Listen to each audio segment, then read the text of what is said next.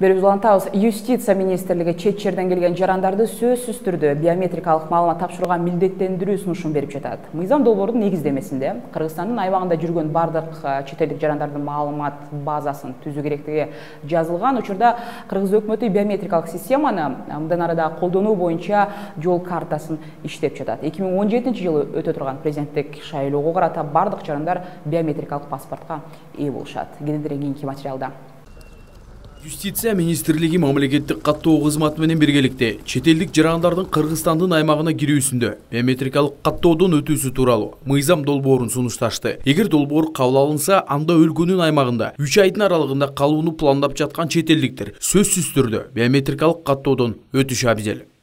Мамлекеттик каттоо кызматынын ушундай сунушу болгон, Кыргызстанга келип жаткан чет элдик жарандардан дагы аэропорттон өтүп атканда же башка көзөмөл пункттарынан өтүп атканда алар дагы өзүнүн биометрикалык манжаларын, копияларын бизге тапшырсын деген бир ушундай мамлекеттик каттоо кызматы сунушу.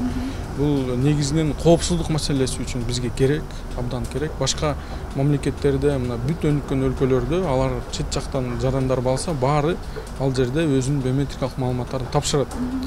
Ошондуктан биз да сунуштап атабыз, өзүбүздүн да коопсуздугубузду ойлоп, алар дагы биометрикасын тапшырсын деп атабыз.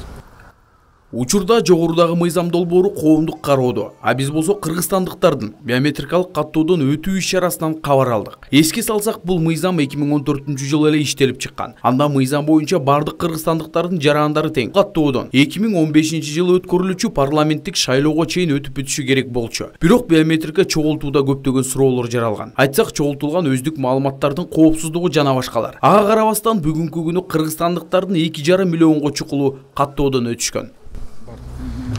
Дагы бир айтып кетчү нерсе, мына ушул жылдын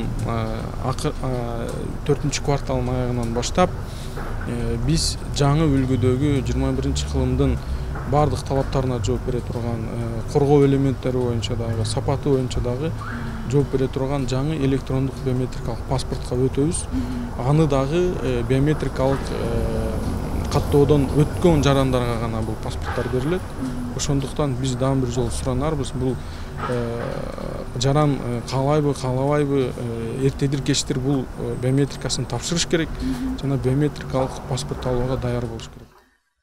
Жакын арада Кыргызстанда жергиликтүү кеңешке шайлоо дагы башталат. Ал эми биометрикалык каттоодон өтпөгөн жарандар шайлоого катышпайт. Биометрикалык каттоодон өтөлектердин алдыда дагы убактысы бар. Ал үчүн өлкөнүн бардык жеринде каттоо бөлмөлөрү орнотулган. Алар ошол жерге барып өздөрүнүн өздүк маалыматтарын тапшырышса болот.